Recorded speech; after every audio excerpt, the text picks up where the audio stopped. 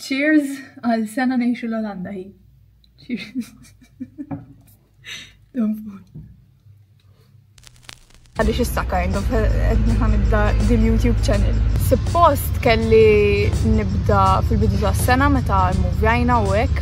U kont ħadd videos tiegħi nippakja u nitla fuq il-flight u hekk imqattek xi li ma fajthom imkien. Dawk id-din li tamet fuq Google Photos ħadd ma jarhom.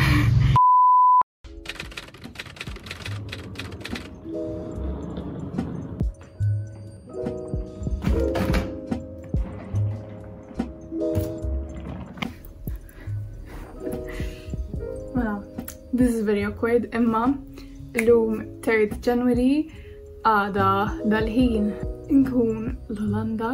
Basikament jien Daniel, boyfriend tiegħi, ħamur noqogħdu l-Olanda for a few years, għal dejjem, probably le, ma nafx sa naraw. Now it got real, like this week qed nirrealizza li ħaniqaf ngħix fid-dar ma' missieri.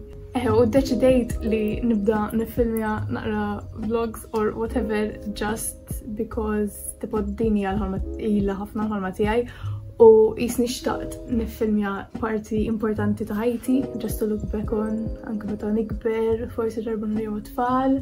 U mainly wkoll just għal-familja biex ikun jistgħu jaraw iż-żmien tagħna hemmhekk għax ovvjament ħakunu mbedin ħafna mill-familja.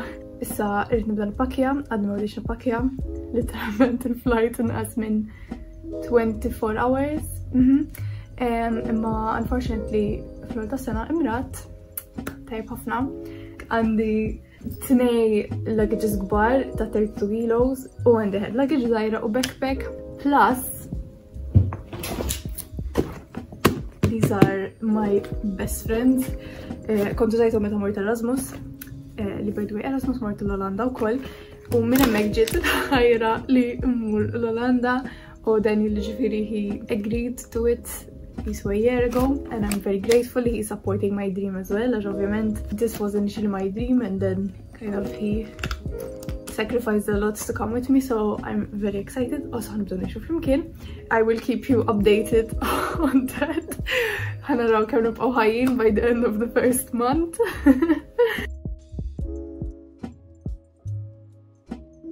Well, hopefully it will be okay. Insomma, lots to do. Aħjar nibda. Dan huwa l-istat tal-kamra bħalissa. Daw bażikament l-imbarazz kollha li apart il-kaxxa ovvjament li forsi nħu miegħi ignore li għandi il-protein powders lol dawk ħwejjeġ li joħtiet it-titwi li I'm looking forward li ma rridx nara iktar. Naħseb aħjar nibda.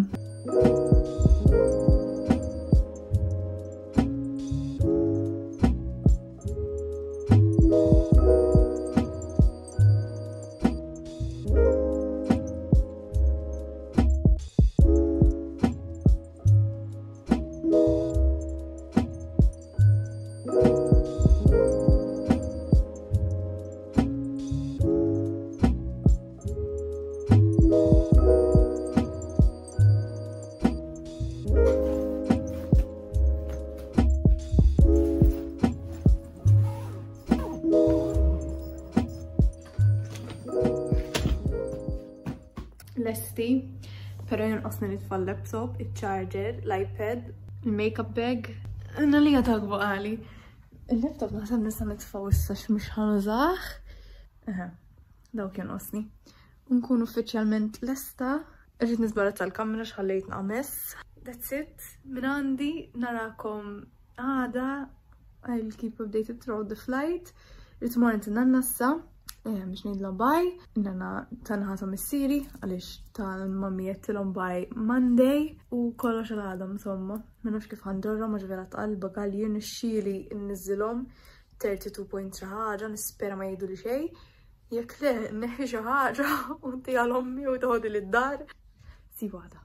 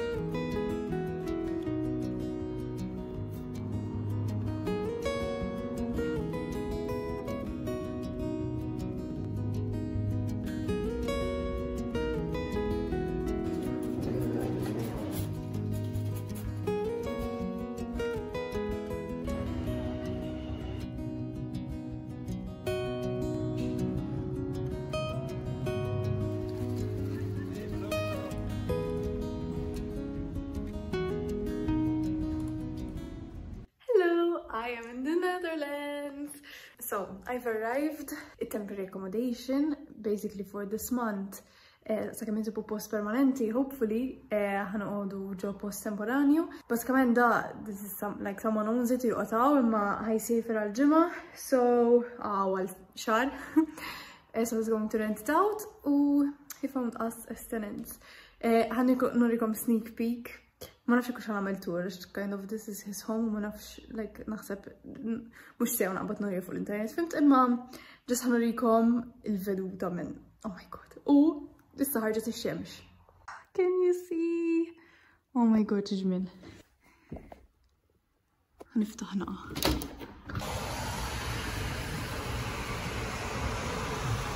Very, very pretty, anka l-posti għaw ġifiri, wow, very, very waġobni. Basikament ma l-wasanna ġast għamilna xisija jurini l-affarijiet, kif nużaw appliances, fejn uħarġ il-bin, fejn parkew il-roti, l-għanix il-rota.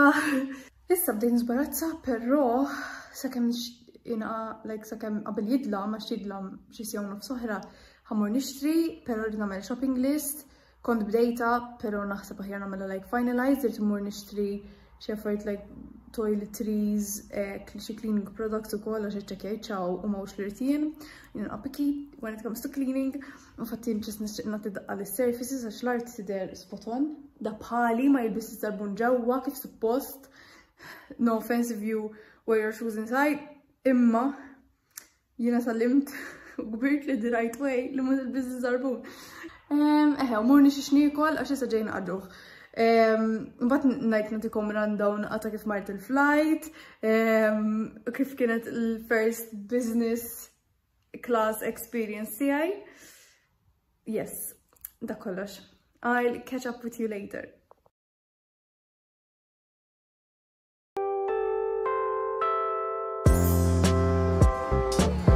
Damn it.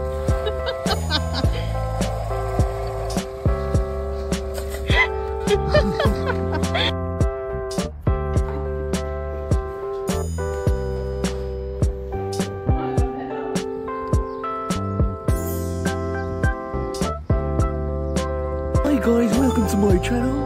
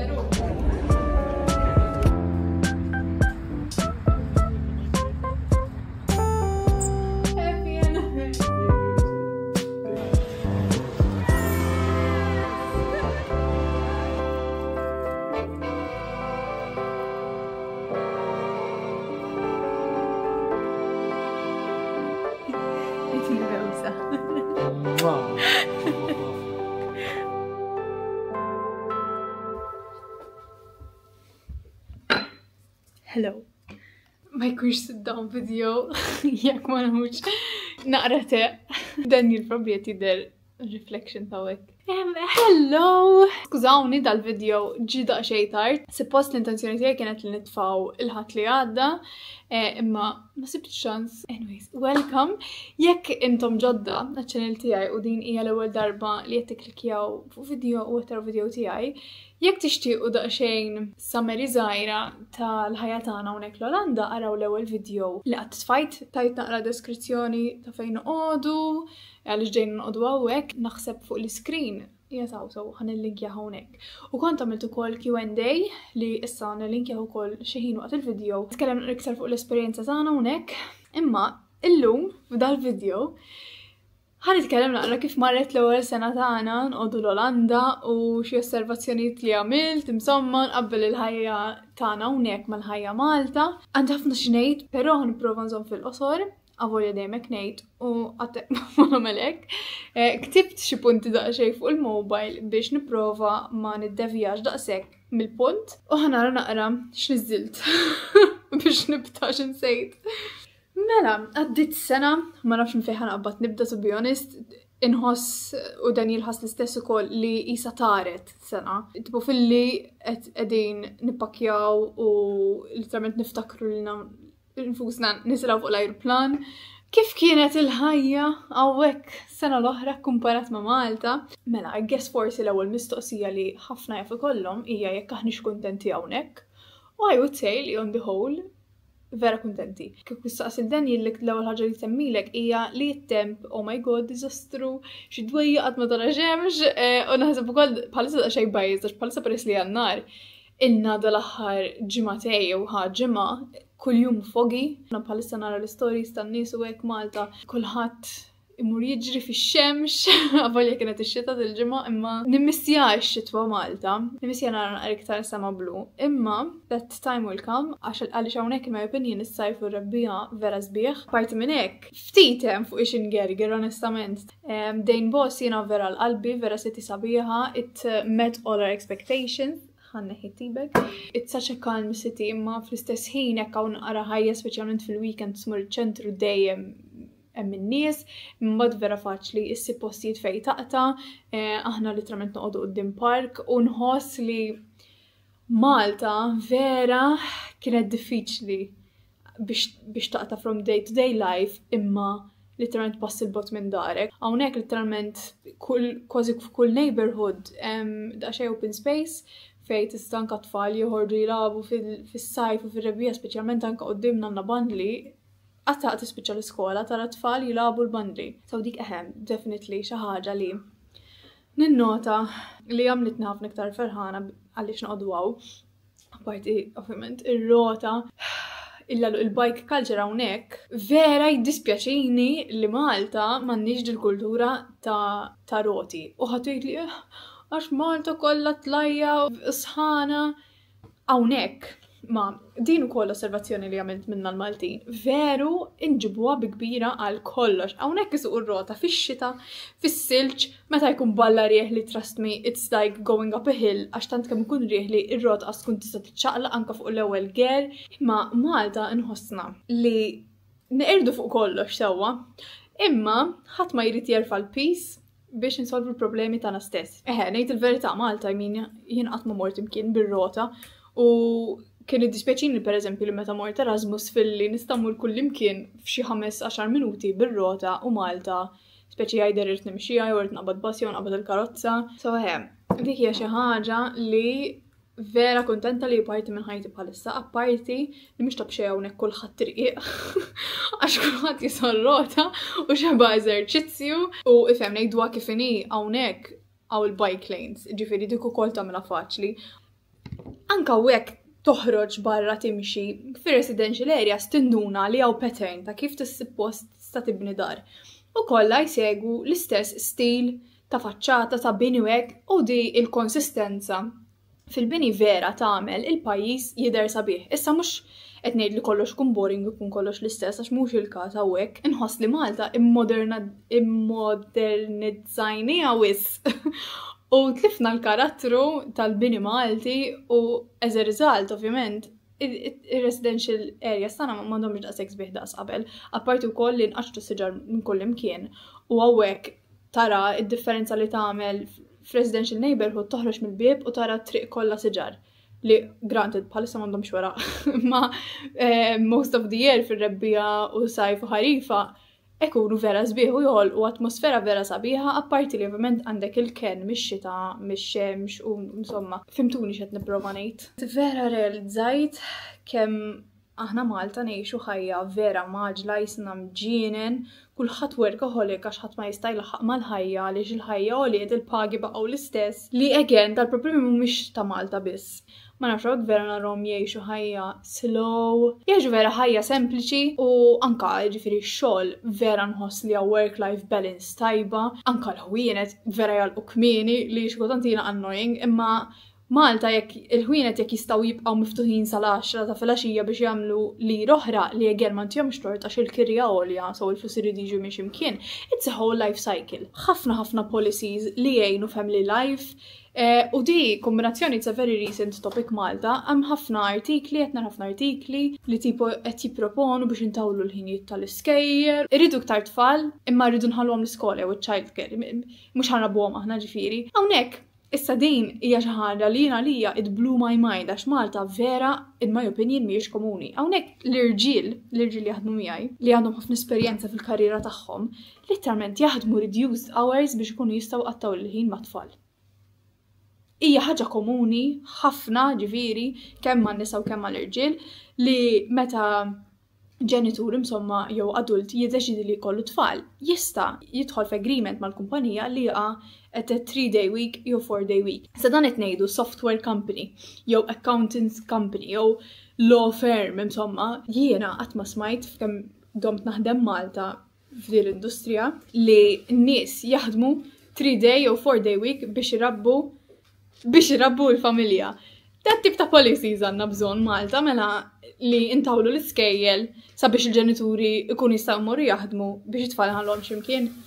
Ma nafx inħoss li għadna ħafna snin lura. Oh my god, kemm għajt political.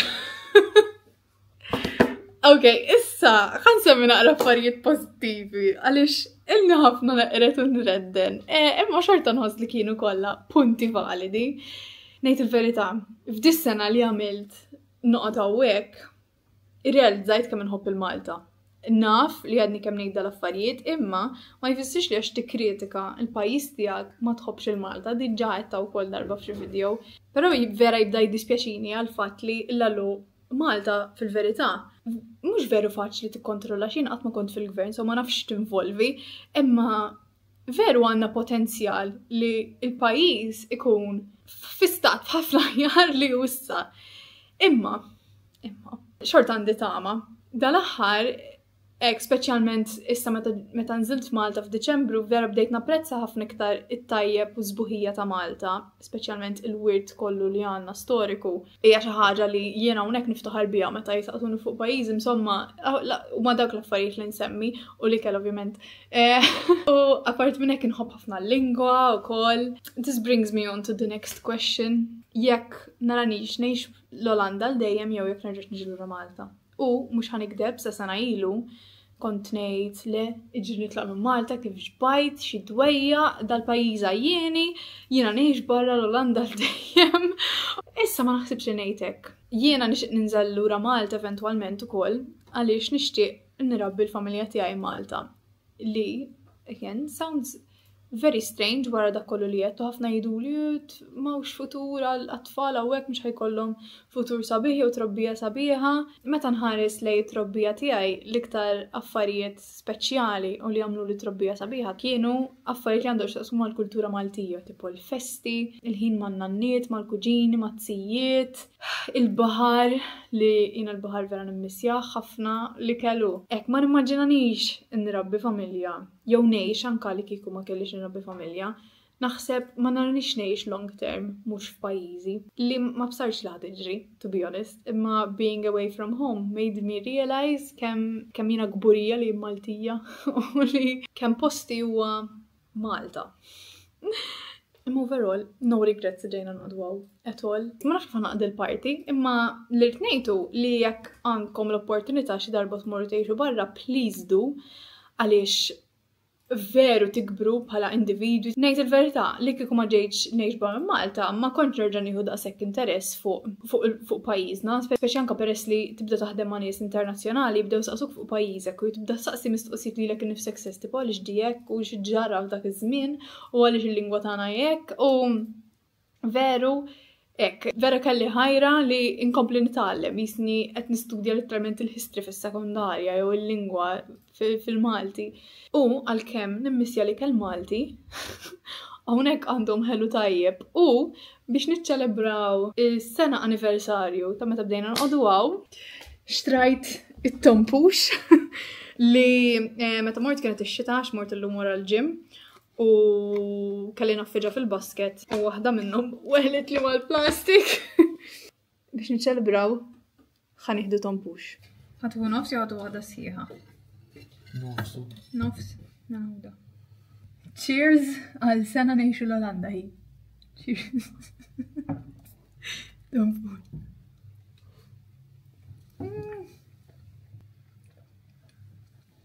وش المشلة؟ وش طيبة؟